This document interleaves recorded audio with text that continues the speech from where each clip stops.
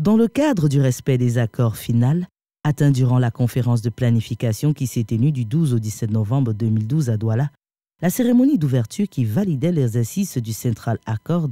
a eu lieu ce mercredi 20 février 2013.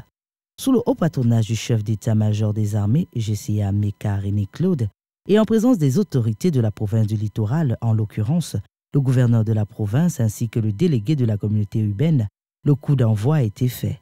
Le Central Accord 13, pour sa part, est un exercice majeur qui mettra en évidence les efforts déployés par le commandement militaire des États-Unis pour l'Afrique, AFRICOM. Exercices qui seront centrés sur les capacités militaires de soutien telles la logistique et l'aspect médical, avec pour objectif de soutenir la montée en puissance de la force africaine en attente. Un exercice qui voit la participation de la nation hôte qu'est le Cameroun, ainsi que les forces américaines, mais aussi le Gabon,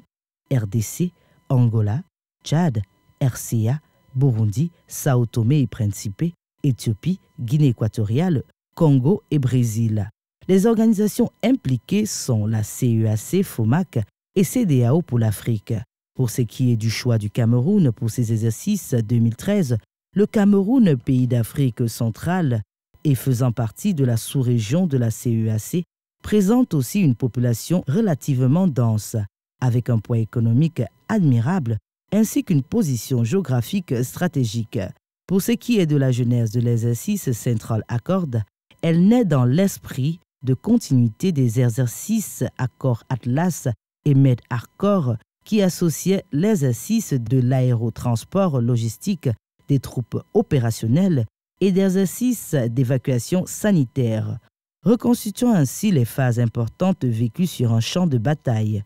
À la fin des exercices, le 1er mars, on espère avoir des soldats à pied, aéroportés, pourvus des tactiques qui leur permettront d'intervenir et d'évacuer des citoyens dans toute zone où la paix serait proscrite ou en ballottage.